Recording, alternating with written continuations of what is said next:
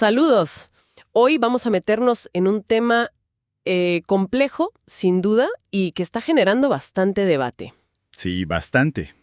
Tenemos un informe sobre la mesa que, afirma que la Comisión Europea está invirtiendo fuerte, muy fuerte, para influir en lo que se dice online. Así es. La fuente principal es un reporte de MSC Brussels. Lo firma el doctor Norman Lewis. Se llama Manufacturing Misinformation. Y también vamos a ver qué se ha dicho sobre él, ¿no? Los comentarios que han surgido. Claro, porque ha levantado polvo. La idea hoy es desgranar un poco las tesis fuertes de este informe.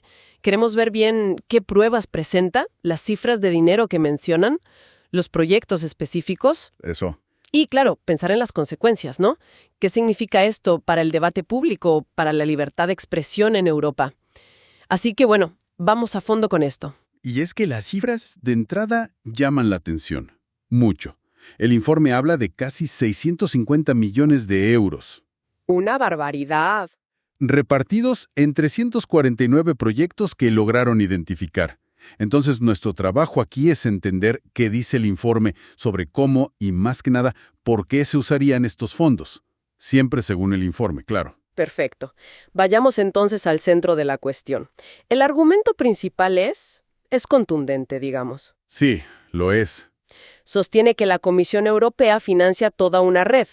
Llega a usar palabras fuertes, ¿eh? Habla de un complejo orwelliano de desinformación. Incluso Ministerio para el Control Narrativo. Es casi de novela. Tal cual. Y dice que esta red está formada sobre todo por ONGs y universidades. ¿Con qué fin, según ellos?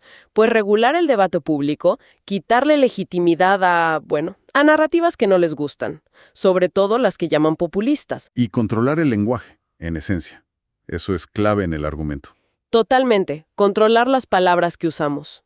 Y el informe le pone fecha de inicio a esto, ¿no? Dice que empezó o se intensificó después de sacudidas como el Brexit o la elección de Trump en 2016. Claro, como si esos eventos hubieran hecho sonar las alarmas en algunos círculos europeos sobre lo impredecible que puede ser la gente opinando libremente. Exactamente. Esa es la idea que transmite. Y para sostener una acusación tan seria, pone la cifra que ya adelantabas. 648 millones, casi 650 millones de euros, identificados en esos 349 proyectos. Pero ojo que sugiere que eso es solo lo que pudieron encontrar, que podría ser la punta del iceberg. Ah, o sea que podría ser más todavía. Eso insinúa. Y aquí viene una comparación que usan para darle más peso al asunto. Comparan esos casi 650 millones con lo que se destina, por ejemplo, a ciertos programas de investigación contra el cáncer. Mencionan unos 494 millones de euros para eso. Uf, la comparación es fuerte. Muy fuerte. El informe calcula que es un 31% más para estos proyectos de control narrativo, como los llaman ellos, y lo interpretan como una señal de las prioridades de la Comisión. Sugiriendo que ven la libre expresión como un peligro mayor que otras cosas. Esa es la lectura que hacen, sí. Que la expresión sin control se percibe como una amenaza más grande que otros problemas sociales graves. Y claro, esto no ha pasado desapercibido. Ha habido reacciones. Como era de esperar. En algunos medios, por ejemplo en Negocios TV, que revisamos, recogieron justo este punto. Lo calificaron de alarmante. Sí, vi algo de eso. Llegaron a decir que esta diferencia de dinero necesita una explicación ya, urgente, por parte de la gente de arriba en la UE. Mencionaron directamente a Ursula von der Leyen. Bueno, es una acusación directa. Es importante que aclaremos siempre. Estamos contando lo que dicen las fuentes que analizamos, ¿eh? Esta es su perspectiva, su argumento, no es nuestra opinión. Fundamental eso. Estamos exponiendo el contenido del informe y las reacciones, para que se entienda la polémica.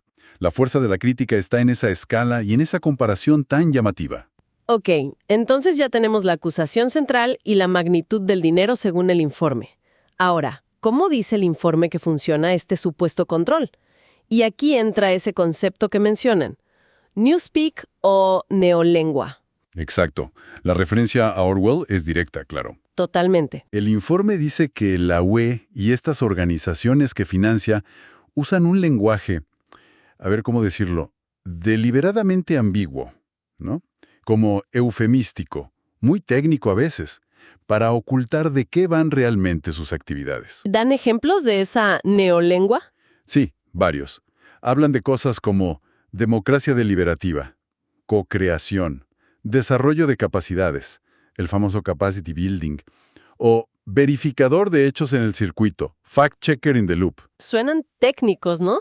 Suenan muy de jerga de Bruselas, quizá. Y ponen el ejemplo de la Ley de Servicios Digitales, la DSA.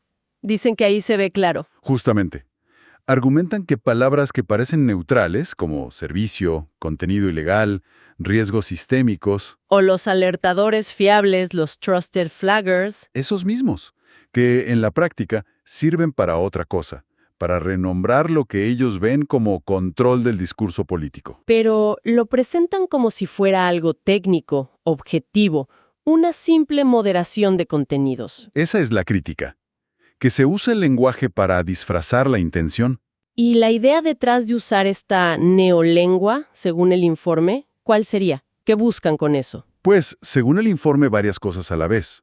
Primero, quitarle el tinte político al control. Que parezca algo administrativo, técnico, no ideológico. Como si fuera limpiar spam, digamos. Algo así. Segundo, facilitar que la censura o la moderación fuerte la hagan otros, ¿Como quiénes? como las grandes plataformas, las redes sociales. Trasladarles la responsabilidad a ellas, que además tienen incentivos para aplicar estas reglas y evitarse problemas o multas. Entiendo. Y eso, a su vez, podría llevar a que la gente se corte un poco antes de hablar. Autocensura. Precisamente, ese es otro punto que señalan, que tanto la gente normal, digamos, como las propias plataformas podrían volverse más cautelosas, por miedo a que te etiqueten, te bajen el contenido o peor. Tiene sentido esa lógica. Y además, dicen que esta neolengua ayuda a crear jerarquías, que ciertas voces o entidades, como esos alertadores fiables, tienen como una línea directa para quejarse. Dándoles más poder sobre lo que se ve y lo que no. Exacto, un poder importante sobre la visibilidad online. Y esto conecta con los comentarios externos que vimos. Recogen esta preocupación. Dicen que términos bonitos como co-creación o democracia participativa, ¿Que suenan bien? claro, suenan muy positivos, pero que según la lectura del informe podrían estar tapando formas de vigilar ideológicamente a la gente y al final limitar el espacio para la crítica real, para la disidencia. Es potente la tesis sobre el lenguaje, ¿eh? Ahora, ¿cómo se ve esto en la práctica? El informe mira muchísimos proyectos. Quizás no podemos ver todos, pero podríamos revisar algunos ejemplos que muestren bien estas críticas. ¿Cuáles te parecen más representativos? Sí, hay algunos que resumen bien las preocupaciones. Por ejemplo, uno llamado FastLisa. Tiene unos 568.000 euros de financiación. Oficialmente, busca fomentar que los jóvenes participen más, usando esa palabra capacity building, desarrollo de capacidades. Suena bien, participación juvenil. Pero la crítica del informe va por otro lado, ¿no? Totalmente.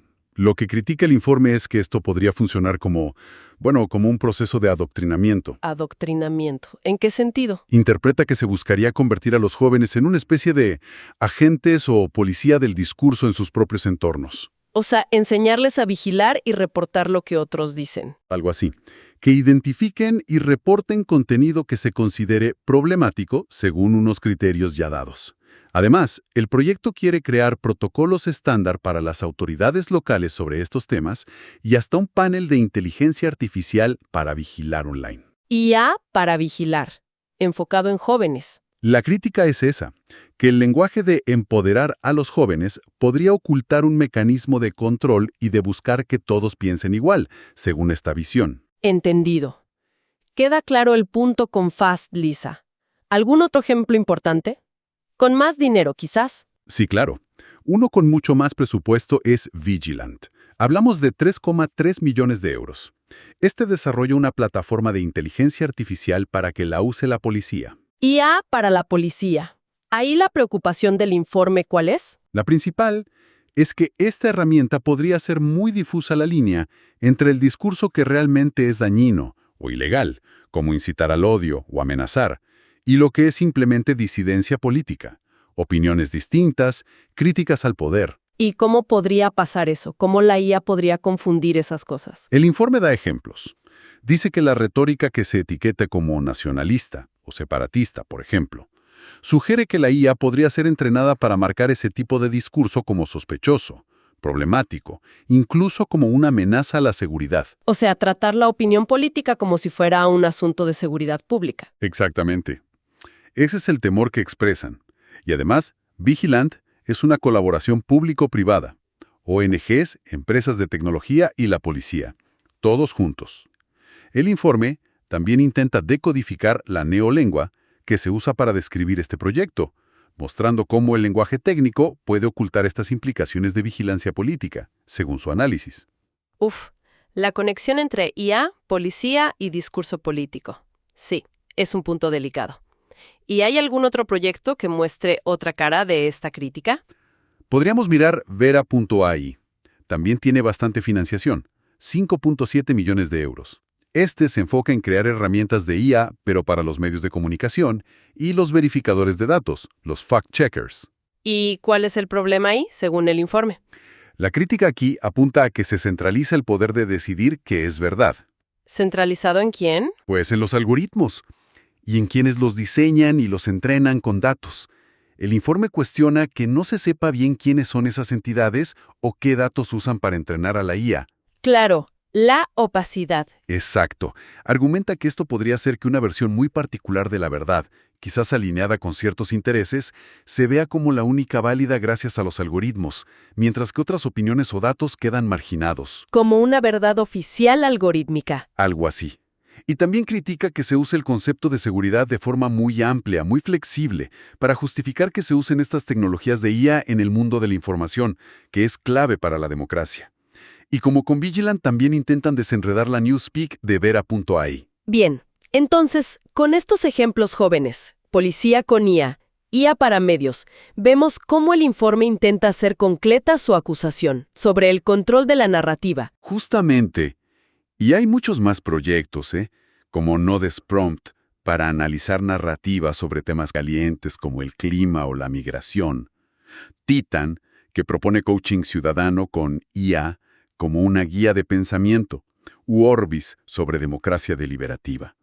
Pero lo que el informe dice que se repite, los patrones que ven muchos de ellos son, a ver si resumo. Dale. 1. Mucho uso de inteligencia artificial, cada vez más. 2. Colaboración muy estrecha entre ONGs, universidades, empresas de tecnología y autoridades, policía incluida. 3. Un enfoque especial en los jóvenes. Ajá. 4. Buscan estandarizar todo. ¿Qué es discurso de odio? ¿Cómo responder? Etc. 5. Mecanismos claros de vigilancia de lo que se dice online. 6. Intentos de guiar la conducta o el pensamiento, como ese coaching de Titan. Entiendo. 7. Presentan sistemáticamente la disidencia o las narrativas alternativas como algo dañino, como desinformación o directamente extremismo. 8. Usan definiciones muy vagas para todo esto, muy ambiguas. Y 9. Todo esto envuelto en la Newspeak de la que hablábamos para que no se vea tan claro. Es una descripción de patrones muy detallada. Y entiendo que esto es lo que recogen también los comentarios externos que vimos, ¿no? Que se fijan en la IA y en esa idea de silenciar voces críticas. Sí, la crítica externa suele apoyarse en estos patrones para decir que hay una tendencia hacia un mayor control y menos espontaneidad en el debate público en Europa. Vale, entonces llegamos a la conclusión del informe. Y ahí presentan lo que llaman una paradoja. ¿Nos la explicas? Sí, es interesante. El informe dice que, aunque suene raro, la Comisión Europea y toda esta red que financia necesitan que exista el problema del discurso de odio y la desinformación, o al menos que se vea como un problema enorme y por todos lados. Necesitan el problema. ¿Para qué?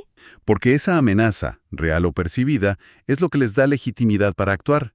Justifica que se gasten esos millones y les da una razón de ser para intervenir y gestionar la conversación pública. O sea que el problema justifica la solución y la solución necesita que el problema siga existiendo. Esa es la idea central de la paradoja que plantean. Dicen que, en el fondo, esta estructura le tiene miedo a la libertad de expresión de verdad, a esa que es impredecible, a veces caótica, difícil de controlar. ¿Y que la red de financiación crea como una burbuja? Exacto, una cámara de eco, donde se premia pensar de cierta manera y se desanima la crítica fuerte. El informe usa la imagen del emperador está desnudo, ¿no? Para sugerir que esta necesidad de control no es fuerza, sino debilidad. Miedo al debate abierto. Y esto lleva a pensar en cosas más grandes todavía, que también toca el informe, sobre la investigación académica, sobre la democracia misma. Así es. Lanza una crítica a lo que ve como una posible corrupción, digamos, de cómo se investiga en estas áreas. Usa una frase curiosa. Habla de una tendencia a buscar evidencia basada en políticas en lugar de hacer políticas basadas en evidencia. Suena parecido, pero no es lo mismo. ¿Cuál es la diferencia clave? A ver si nos lo aclaras un poco. Claro. Imagina que quieres cruzar un río. Hacer políticas basadas en evidencia sería: primero estudio bien el río, cuánta gente necesita cruzar, cómo es el suelo, y con esos datos decido si lo mejor es un puente, un túnel o poner barcos. La evidencia guía la política. Lógico. En cambio, buscar evidencia basada en políticas, según la crítica del informe, es al revés. Yo ya decidí, por mis razones políticas o ideológicas, que quiero construir ese puente en particular. Y entonces busco o incluso encargo los estudios que justifiquen mi decisión. Y si hay datos que dicen que un túnel sería mejor, los ignoro o les quito importancia. O sea, la política manda y la evidencia se busca para que la apoye. Esa es la crítica. Que parte de este dinero podría estar incentivando eso en temas como la desinformación o el discurso de odio. Que primero se decide la conclusión y luego se busca la evidencia. Entendido. ¿Y las consecuencias para la democracia, si esto fuera así? Serían enormes, dice el informe. Argumenta que si controlas el lenguaje con el que se habla de un problema, limitas muchísimo cómo la gente puede pensar en otras soluciones o incluso cómo puede articular una queja o resistencia. Porque si ciertas palabras ya vienen cargadas. Exacto. Si populista o desinformación ya son malas de por sí, y democracia deliberativa o resiliencia son buenas, pues ya estás orientando el debate sin que se note tanto. El informe llega a decir algo inquietante, que quizás se esté promoviendo un nuevo valor: la libertad de expresión. ¿Libertad de expresión? No para la expresión. No. Libertad de escuchar ciertas cosas, como el derecho a no ser molestado por discursos que a algunos no les gustan. Una idea complicada. Uf, sí que lo es. Y aquí es donde entraban los comentarios externos que revisamos, ¿verdad? Que conectaban esto con ideas más grandes. Sí, por ejemplo, en ese canal, Negocios TV, mencionaban el concepto de tecnofeudalismo de Varoufakis. ¿Qué es eso? La idea de que las grandes tecnológicas actúan como señores feudales modernos, controlando el espacio donde hablamos y nuestros datos. Otros comentarios hablaban de que vamos hacia una democracia más gestionada, más controlada desde arriba, menos libre, menos espontánea. Y señalaban que esto no sería cosa solo de un lado político. Interesante eso, sí. Que no sería solo cosa de la izquierda o los progresistas, sino que también involucraría a partidos de centro-derecha. Mencionaron al PP, el partido de von der Leyen. Pero de nuevo, insistimos, estamos reportando lo que dicen estas fuentes, sus análisis y conexiones. Perfecto. Bueno, hemos hecho un buen recorrido, ¿eh? Partimos de un informe que denuncia una inversión enorme, casi 650 millones de euros, de la Comisión Europea en cientos de proyectos. Cientos. ¿Sí? Vimos que el informe dice que el objetivo es controlar las narrativas online, limitar ciertas opiniones, todo bajo la bandera de luchar contra la desinformación y el discurso de odio. La justificación oficial, digamos. Y exploramos los mecanismos que describe. Esa neolengua, el uso masivo de IA, las redes de ONGs, universidades, autoridades. El cuadro que pintan estas fuentes es uno de tensión. Una tensión muy fuerte entre los fines que se declaran proteger la democracia, la cohesión, luchar contra el odio y los medios que, según estas fuentes, se estarían usando. Medios que, para estos críticos, podrían estar logrando lo contrario. Exacto. Limitar el debate, promover que todos piensen igual, minar la confianza. Esa es la preocupación que expresan. Lo que nos deja con una reflexión final, ¿no? Una pregunta abierta para quienes nos escuchan. Este informe y lo que se ha dicho sobre él nos obligan a pensar, ¿Dónde está la línea? Buena pregunta. ¿En qué punto el esfuerzo, que puede empezar con buena intención, por manejar la locura de información online y proteger a la gente de cosas dañinas, cuándo cruza esa línea y empieza a dañar justo el debate abierto y plural que se supone que quiere defender? Y más aún, en este mundo digital tan complejo, lleno de algoritmos, tan polarizado a veces, ¿cómo hacemos nosotros, los ciudadanos, para darnos cuenta de esa diferencia? ¿Cómo distinguir entre proteger de verdad y controlar por debajo de la mesa? Difícil tarea. Es una pregunta clave, fundamental para la salud de nuestras democracias hoy en día. Y sin duda, algo para seguir pensando, ¿no? Para seguir dándole vueltas y hablando de ello. Totalmente. Con esa pregunta importante flotando, cerramos nuestro análisis de hoy. Gracias por acompañarnos en esta exploración. Gracias.